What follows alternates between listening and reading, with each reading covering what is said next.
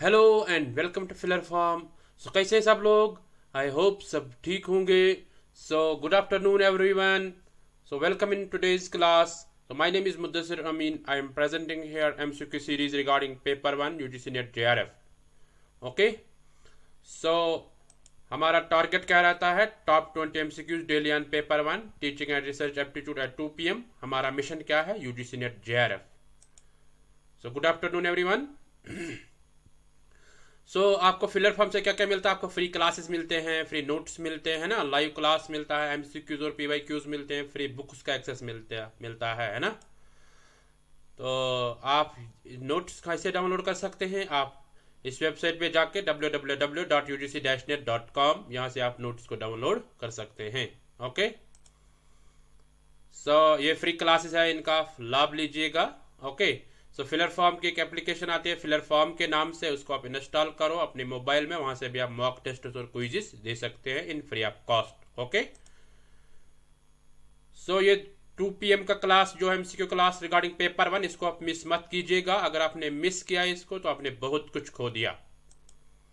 ये अचीवमेंट है filler form के जेआरएफ अचीवर्स, और ये है नेट अचीवर्स, है ना। आप भी मेहनत करते रहो, आपका नाम भी नेक्स्ट टाइम इस लिस्ट में आएगा। Good afternoon everyone. अपने फ्रेंड्स के साथ शेयर करो और वीडियो को लाइक करो, ठीक है। और आप थम्स अप दे दीजिएगा ताकि हम आज का एमसीक्यू सीरीज स्टार्ट करेंगे। ओके। अपना थम्स अप दे दीजिए।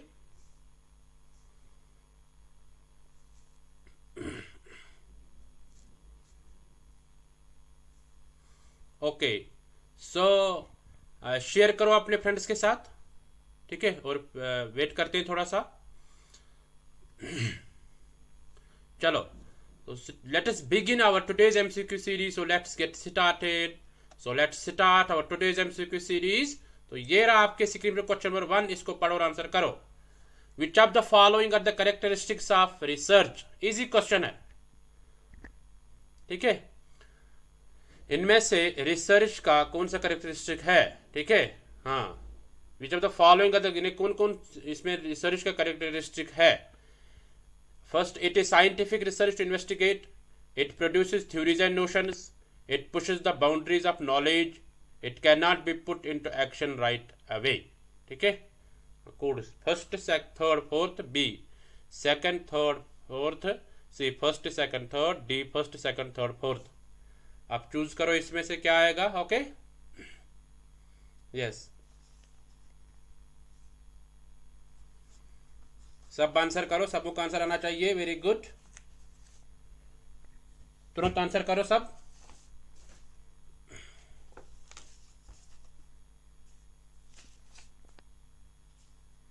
इजी क्वेश्चन है, कोई डिफिकल्टी नहीं है इसमें। बस आपने अगर पढ़ा होगा तब आप इसको अच्छे से कर पाओगे।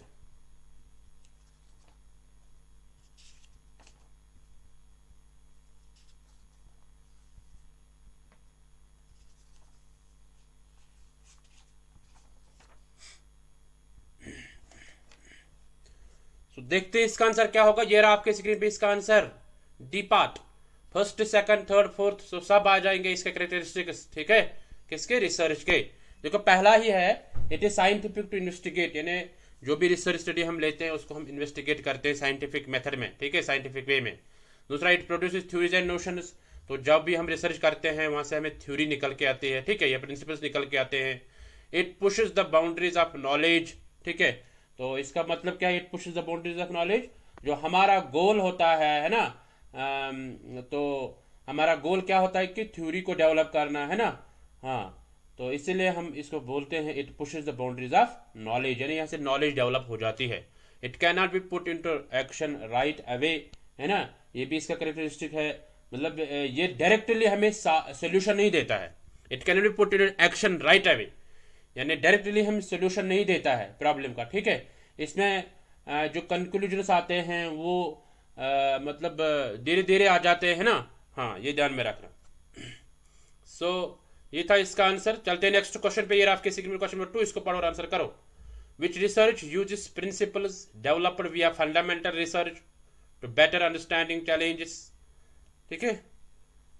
हाँ, कौन सी रिसर्च यूज़ होती है जहाँ से हमें प्रिंसिपल्स निकल के आते हैं, ठीक है, और वो प्रिंसिपल्स यूज़ होते करते हैं फिर हम उसमें, ठीक है, थ्रू फंडामेंटल रिसर्च, यानी फंडामेंटल रिसर्च से हमें प्रिंसिपल्स आ जाते हैं, उसके बाद वो प्रिंसिपल्स हम यूज़ करते हैं, और कौन सी रिसर्च है वो जो उन प्रिंसिपल्स को यूज़ करती है, ठीक है।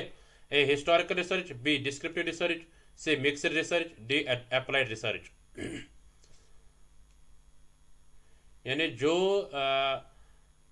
प्रिंसिपल्स निकल के आते हैं, जो डेवलप करता है कौन, फंडामेंटल रिसर्च, ठीक है, for better challenges, for better understanding of the research problems, तो उसको यूज कौन करता है, उन प्रिंसिपल्स को, ठीक है, ये बताना आपको। चलो सब बताओ, आंसर करो सब। ओके, तो देखते हैं इसका आंसर क्या होगा। ये रहा आपके स्क्रीन पे इसका answer, D part, applied research. देखो, जब भी हम रिसर्च करते हैं, मतलब जहां से हमें थ्योरी निकल के, प्रिंसिपल्स निकल के आते हैं, उसके बाद हम उनको उस वो हम करते हैं फंडामेंटल रिसर्च में, या प्योर रिसर्च जिसको कहते हैं, या बेसिक रिसर्च भी जिसको कहते हैं, ठीक है। तो वहां से निकल के आते हैं, फिर हम उसको अप्लाई करते हैं, ठीक है, उसको अप्लाइड रिसर्च कहते हैं, ठीक है। हाँ, ये ध्यान में रखना। तो अप्लाई हम कहाँ करते हैं उन प्रिंसिपल्स को, अप्लाइड रिसर्च में, ठीक है, ये ध्यान में रखना। तो I hope you got it. चलते नेक्स्ट क्वेश्चन पे, ये आपके स्क्रीन पे क्वेश्चन नंबर 3, इसको पढ़ो और आंसर करो।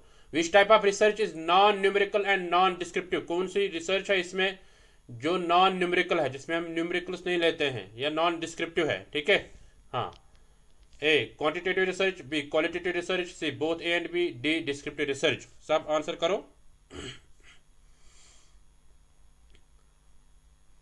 कंसेप्चुअल क्वेश्चन है आज, सारे एमसीक्यूज है, मल्टीपल चॉइस क्वेश्चंस।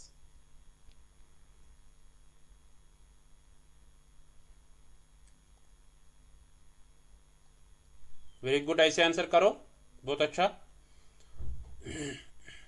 ज़्यादा डिफिकल्ट क्वेश्चन भी नहीं है ये, नॉन न्यूमेरिकल से आपको पता चल जाएगा, है ना। चलो देखते हैं इसका आंसर क्या होगा। ये रहा आपके स्क्रीन पे इसका answer, B part, qualitative research, ठीक है। इसका ऑप्शन आएगा क्वालिटेटिव रिसर्च, यानी क्वालिटेटिव रिसर्च नॉन न्यूमेरिकल होता है, नॉन डिस्क्रिप्टिव होता है, ओके। ये आप ध्यान में रखना, इसको आप माइंड में रखना। तो चलते हैं नेक्स्ट क्वेश्चन पे। ये रहा आपके स्क्रीन पे क्वेश्चन नंबर 4, इसको पढ़ो और आंसर करो। Which research is used for constructing theories, broad generalization and principles? कौन सी रिसर्च इसमें यूज होती है, इस्तेमाल होती है थ्योरी को कंस्ट्रक्ट करने में, थ्योरी बनाने में, ठीक है, ठीक है, या जनरल उस थ्योरी को, या जो हमें नॉलेज निकल के आते हैं उसको जनरलाइज कर देता है, या फाइंडिंग्स को जनरलाइज कर देता है, और प्रिंसिपल्स को यूज करते हैं, ठीक है। Historical research, narrative research, C pure research, D all of these, ठीक है। हाँ, यानी किस रिसर्च से हम कंस्ट्रक्ट बनाते हैं थ्योरीज, या जनरलाइजेशन हम करते हैं उन फाइंडिंग्स का, ठीक है, या जो प्रिंसिपल्स आते हैं वहाँ से, ठीक है। तो ये कौन सी रिसर्च है, ठीक है। हाँ, जल्दी सब आंसर करो। वेरी गुड, ऐसे आंसर करते रहो, ठीक है। जिसने अच्छे से पढ़ा होगा तो वो आराम से आंसर करता है। हाँ, तो चलते हैं देखते हैं इसका आंसर क्या होगा। ये रहा आपके स्क्रीन पे इसका answer, C part, pure research, ठीक है। इसका आएगा प्योर रिसर्च, या बेसिक रिसर्च, या फंडामेंटल रिसर्च जिसको कहते हैं, ठीक है। हाँ, मतलब प्योर रिसर्च में से हमें थ्योरीज निकल के आते हैं, ठीक है, और ब्रॉड जनरलाइजेशन करते हैं, वो प्रिंसिपल्स भी निकल के आते हैं वहीं से, ठीक है। हाँ, तो ये आप ध्यान में रखना, नेक्स्ट टाइम गलत नहीं होना चाहिए, ओके। तो चलते नेक्स्ट क्वेश्चन पे। ये रहा आपकी स्क्रीन पे क्वेश्चन नंबर 5, इसको पढ़ो और आंसर करो। Which research is used to solve the problem of local concern? यानी लोकलिटी में जो प्रॉब्लम होगी, है ना, सोसाइटी में जो प्रॉब्लम होगी, उसको कौन सॉल्व करके देता है, ठीक है, कौन सी रिसर्च, और कौन सी रिसर्च हम यूज करते हैं उस वक्त। Formal research, pure research, action research, all of these. सब आंसर करो, ज़्यादा डिफिकल्ट क्वेश्चन नहीं है।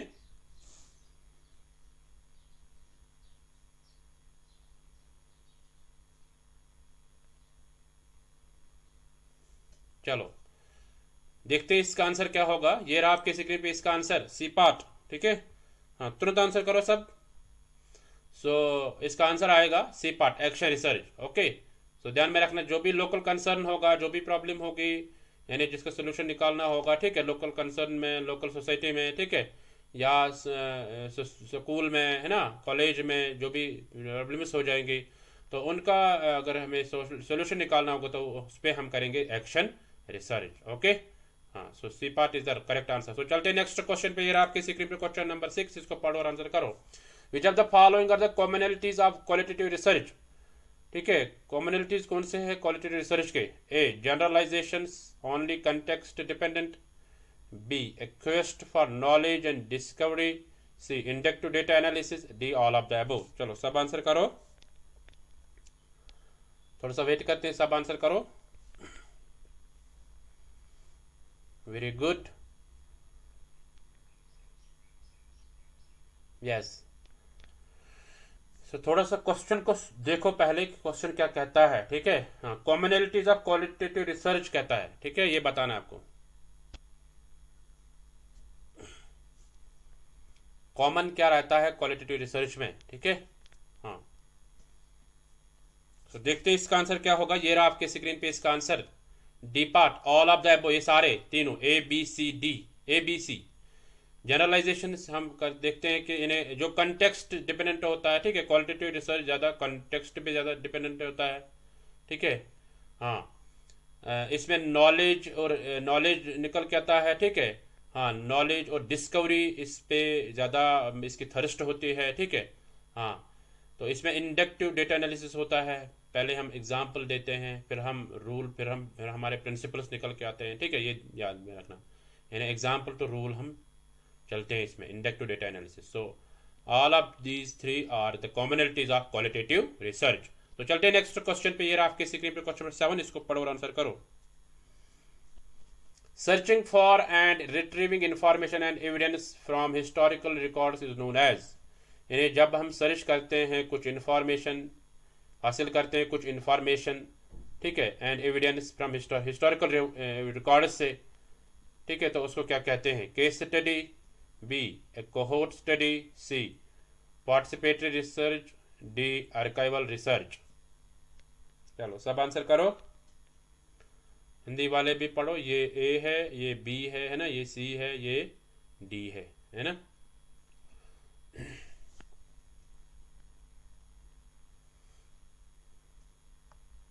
चलो देखते हैं इसका आंसर क्या होगा। ये रहा आपके स्क्रीन पे इसका answer, D part, archival research, उसको आर्काइवल रिसर्च कहते हैं। ठीक है, हाँ, यानी जो हिस्टोरिकल रिकॉर्ड से निकल के आएगा या उनसे हम जो इन्फॉर्मेशन निकल के आ जाएगा, तो उस रिसर्च को हम क्या कहते हैं? Archival research. ठीक है, ये ध्यान में रखना। नेक्स्ट क्वेश्चन है question number 8, an assessment of a publication service or company is known as, यानी हम एक असेसमेंट करते हैं एक पब्लिकेशन की या किसी सर्विस की या किसी कंपनी की। ठीक है, तो उसको क्या कहते हैं? हम उसको ए रिव्यू कहते हैं, B conference, C colloquium, D nota, none of the above. ठीक है, सब आंसर करो। वेरी गुड, ऐसे आंसर करते रहो, बहुत अच्छा।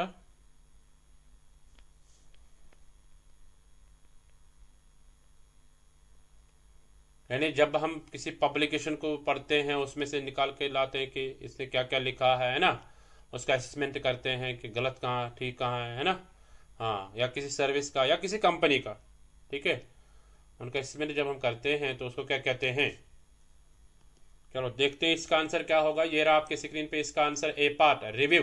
ठीक है, जैसे हम लिटरेचर का रिव्यू करते हैं, कोई रिसर्च पेपर या कोई रिसर्च वर्क होती है, वो फिर रिसर्च पेपर उसको बना लेता है, तो उसके बाद रिसर्च पेपर में जो लिखा होगा उसने, तो हम उसको देखते हैं कि इसने कितना सही किया कितना गलत किया है ना। हाँ, ये ध्यान में रखना। सो चलते हैं नेक्स्ट क्वेश्चन पे। ये रहा आपके स्क्रीन पे क्वेश्चन नंबर 9, इसको पढ़ो और आंसर करो सब। In which sampling method estimates are obtained from the population at regular intervals, यानी किस सैम्पलिंग मेथड में एस्टिमेट्स हम हासिल करते हैं फ्रॉम द पॉपुलेशन। ठीक है, पॉपुलेशन से, बट एट रेगुलर इंटरवल्स। ये आप ध्यान में रखना। एस्टिमेट्स को लेको आप यहाँ पे, एस्टिमेट्स कहाँ से हम हासिल करते हैं? ठीक है, random sampling, stratified sampling, systematic sampling, cluster sampling. चलो सब आंसर करो।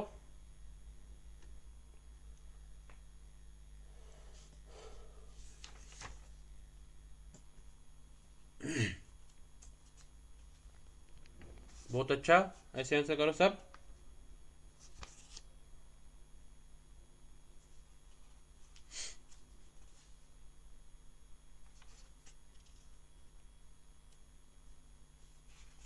चलो देखते हैं इसका आंसर क्या होगा। ये रहा आपके स्क्रीन पे इसका आंसर, सिस्टमैटिक रिसर्च, ठीक है, no systematic sampling. Systematic sampling हम कहेंगे कि यानी एस्टिमेट्स हम कहाँ से लगा देते हैं, सिस्टमैटिक सैंपलिंग से।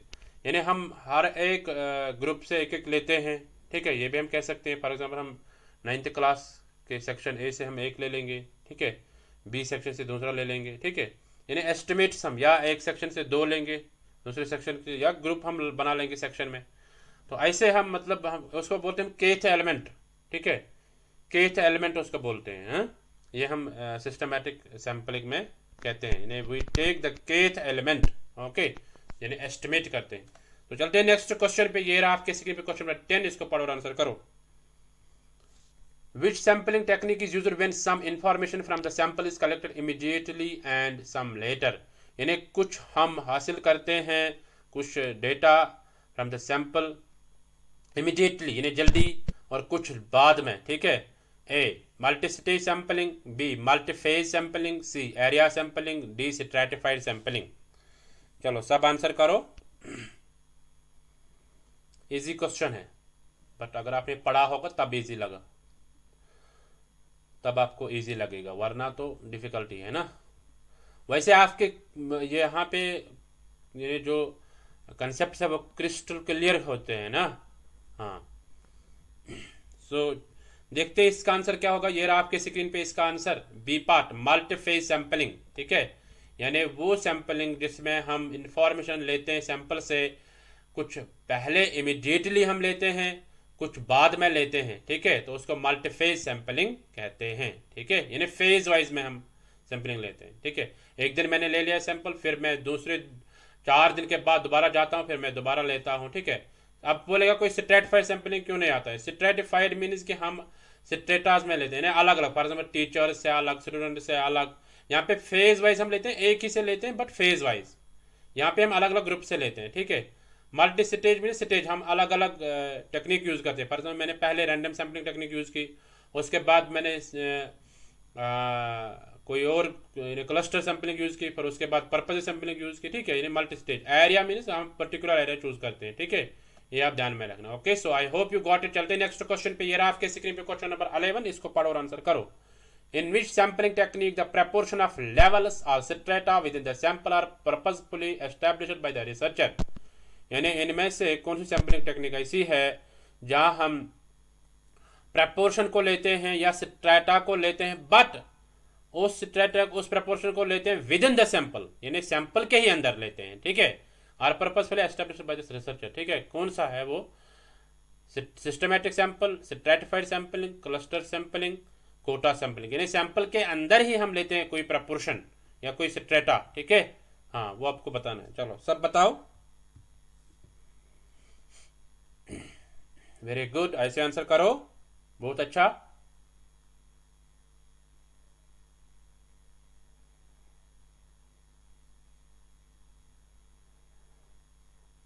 चलो देखते हैं इसका आंसर क्या होगा। ये रहा आपके स्क्रीन पे इसका answer, D part quota sampling. Quota में हम लेते हैं within the sample, some stratas या सम प्रपोर्शन हम लेते हैं, तो वो कहां से लेते हैं? उसी के अंदर, सैंपल के अंदर ही, उसी कोटा के अंदर ही, ठीक है।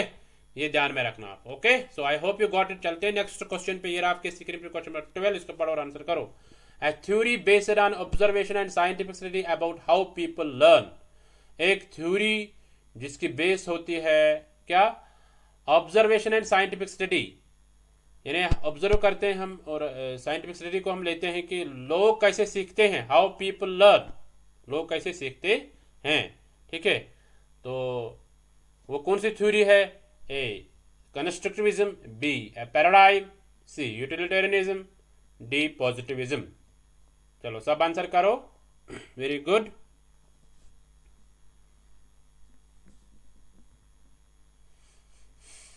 बहुत अच्छा। जिनका गलत हो रहा है कोई प्रॉब्लम नहीं, डू नॉट वरी, ठीक है। हाँ, बट ये सीखने का टाइम है, सीखो, जितना हो सके उतना सीखो, ठीक है। एमसीक्यू से, पीवाईक्यू से, जितना अगर आप जितना गलत करके उतना आपको बाद में याद भी रहेगा, है ना, कि मैंने उस वक्त ये गलत किया था, अब इसका ये आएगा, ओके। तो चलते हैं देखते हैं इसका आंसर क्या होगा। ये रहा आपके स्क्रीन पे इसका आंसर, ए पार्ट कंस्ट्रक्टिविज्म। यानी पीपल कैसे, लोग कैसे सीखते हैं, इन्हें हम उसके देखते हैं उस थ्योरी को बेस की ऑब्जर्वेशन से, ठीक है, या साइंटिफिक स्टडी से, ठीक है। हाँ, तो ये यहाँ पे कंस्ट्रक्टिविज्म इसका करेक्ट आंसर आएगा। ओके, सो चलते हैं नेक्स्ट क्वेश्चन पे। ये रहा आपके स्क्रीन पर क्वेश्चन नंबर 13, इसको पढ़ो, आप आंसर करो। Which of the following are the plagiarism detection software, यानी प्लेजरिज्म को डिटेक्ट जो करते हैं वो कौन कौन से सॉफ्टवेयर है इनमें से? A Urkund, Turnitin, Plagium, Grammarly, all of these. चलो, अगर आपने पढ़ा होगा तो ये इजी क्वेश्चन लगेगा आपको, है ना। चलो सब आंसर करो, इजी तो ही है।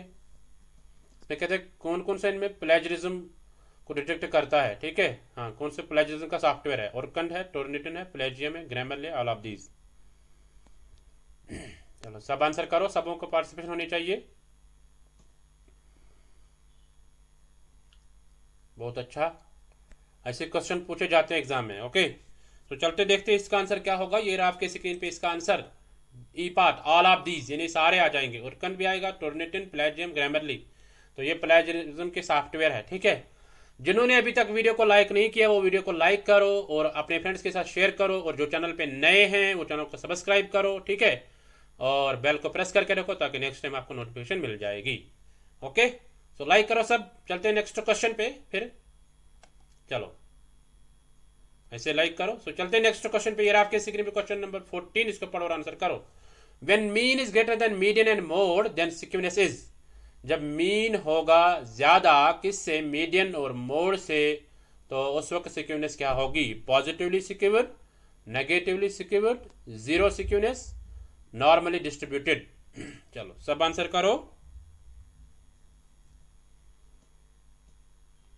यहाँ पे मीन देखना है, मीन सिक्योर ज्यादा होंगे, ठीक है। हाँ,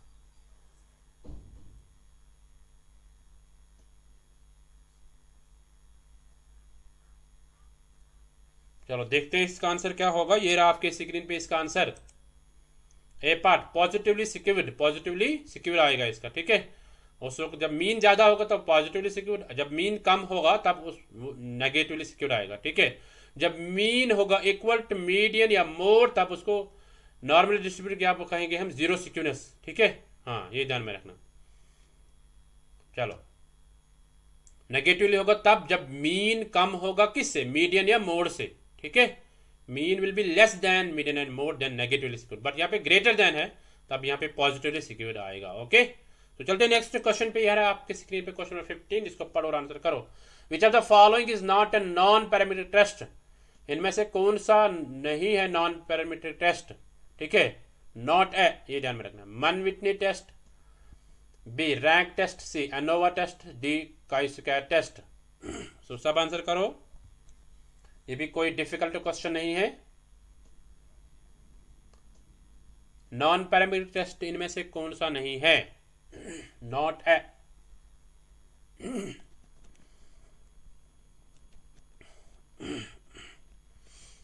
सब आंसर करो, सबको आंसर आना चाहिए।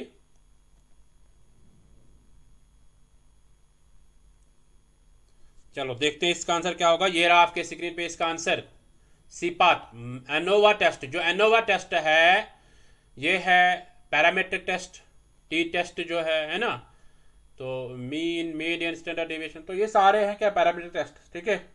हाँ, एनोवा टेस्ट, टी टेस्ट, तो जो ये है Mann Whitney test, rank test, chi square test है ना, मनकोवा है, तो ये सारे हैं non parametric test. Okay, so चलते हैं नेक्स्ट क्वेश्चन पे। आपके स्क्रीन में क्वेश्चन नंबर 16, इसको पढ़ो और आंसर करो। Which of the following are the weaknesses of historical research, historical research के वीकनेस कौन कौन सी है इनमें? It is limited to whatever data are available, ये लिमिटेड रहता है वहीं तक जितना डेटा अवेलेबल होगा। B, it excessively relies on secondary source of data, यानी ज्यादा ही डिपेंड रहता है सेकेंडरी सोर्स ऑफ डेटा पे। से it can collect data bye administrating instrument, ये इंस्ट्रूमेंट टूल्स यूज करता है और फिर डेटा को इकट्ठा कर लेता है, ठीक है। D, both A and B. चलो सब आंसर करो, कोई डिफिकल्ट क्वेश्चन नहीं है, ठीक है। हाँ, बहुत अच्छा, ऐसे आंसर करो।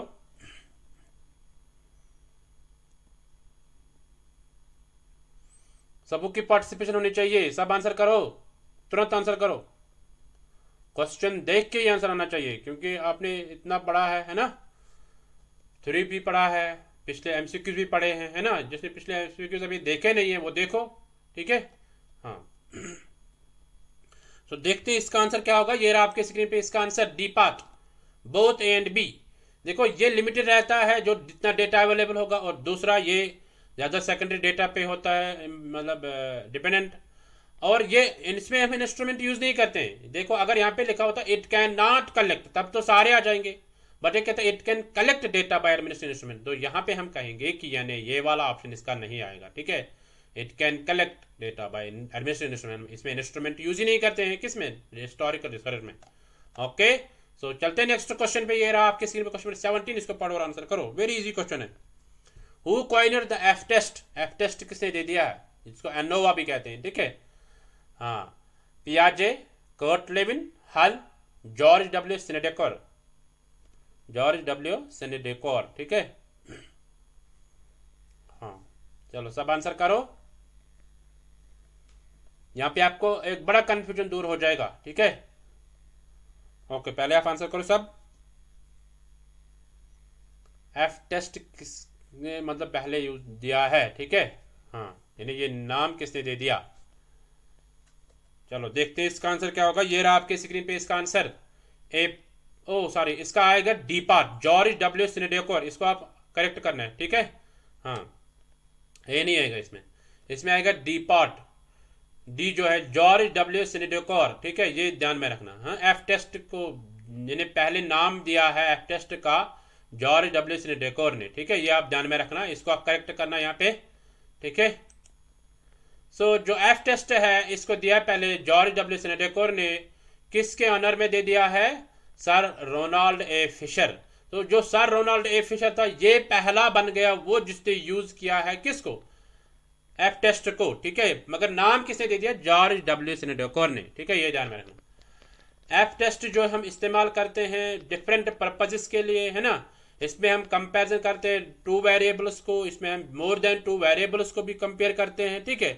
हाँ इसको कहते हैं एनालिसिस ऑफ वेरिएंस भी, ठीक है, और मल्टी रिग्रेशन भी, ठीक है। ये ध्यान में रखना, यानी एफ टेस्ट पहले दे दिया, ये ध्यान में रखना, जॉर्ज डब्ल्यू सेनेडेकर ने, और फिर इसको यूज किया पहले सर रोनाल्ड ए फिशर ने, ठीक है। ये ध्यान में रखना। ओके सो चलते हैं नेक्स्ट क्वेश्चन पे। ये रहा आपके स्क्रीन में क्वेश्चन नंबर 18, इसको पढ़ो और आंसर करो। The disciplinary origin of grounded theory design is, यानी डिसिप्लिनरी ऑरिजिन ग्राउंडेड थ्योरी किस कहां से आता है, ठीक है। यानी ग्राउंडेड थ्योरी का ऑरिजिन क्या है, ये ध्यान में रखना है आपको, ठीक है। हाँ ए हिस्ट्री, बी पॉलिटिकल साइंस, सी सोशियोलॉजी, डी इकोनॉमिक्स। चलो सब आंसर करो, सबको आंसर आना चाहिए। वेरी गुड, ऐसे आंसर करो।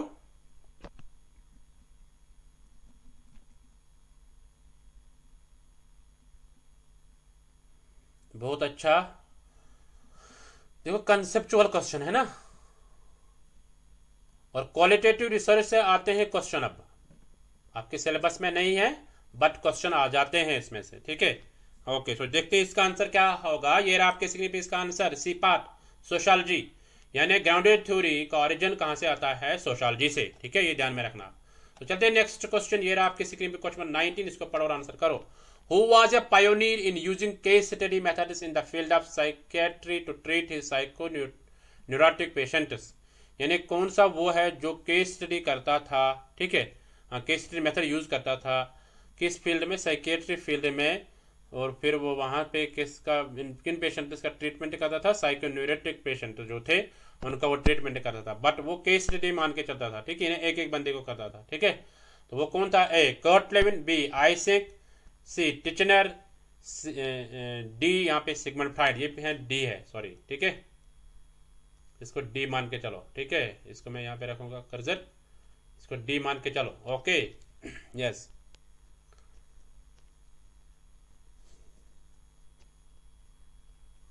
डी है ये, Kurt Lewin, B Isaac, C Titchener, D Sigmund Freud. Very good, सब आंसर करो।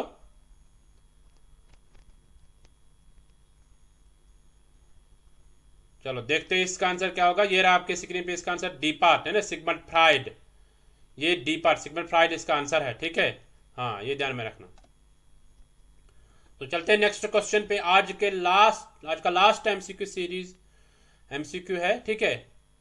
टॉप 20 एमसीक्यूज का लास्ट क्वेश्चन है। The disciplinary origin of ethnography is, जो एथनोग्राफी है इसका ऑरिजिन क्या है, ठीक है। हाँ, इकोनॉमिक्स, बी साइकोलॉजी, सी फिलॉसफी, डी एंथ्रोपोलॉजी।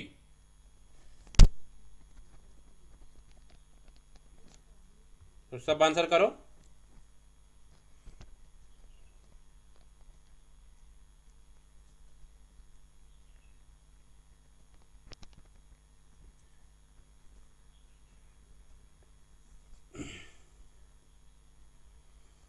चलो देखते हैं इसका आंसर क्या होगा। ये भी इजी क्वेश्चन ही है।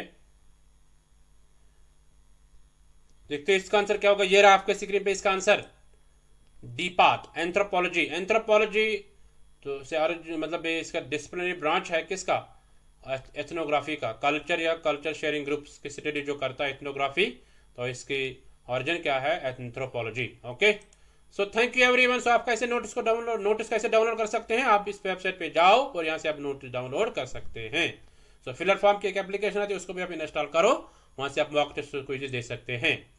सो आप अपना फीडबैक दे दीजिएगा। इस व्हाट्सएप नंबर पे भी आप कांटेक्ट कर सकते हैं। जो भी आपकी प्रश्न होंगे, जो भी आपकी प्रॉब्लम होगी, आप उस पर बताओ। और ये www.fillerform.info, यहाँ से भी आप फीडबैक दे सकते हैं और कमेंट में भी आप फीडबैक दे सकते हैं आफ्टर लाइव चैट। ओके, सो ये 2 बजे क्लास है, इसको मिस मत कीजिएगा। अगर आपने इसको मिस किया तो आपने बहुत कुछ खो दिया। तो ये फ्री क्लास इनका आप लाभ लीजिएगा। ओके, सो ये है अचीवमेंट ऑफ फिलर फॉर्म। आप भी मेहनत करते रहो, आपका नाम नेक्स्ट टाइम JRF अचीवर्स में आ जाएगा।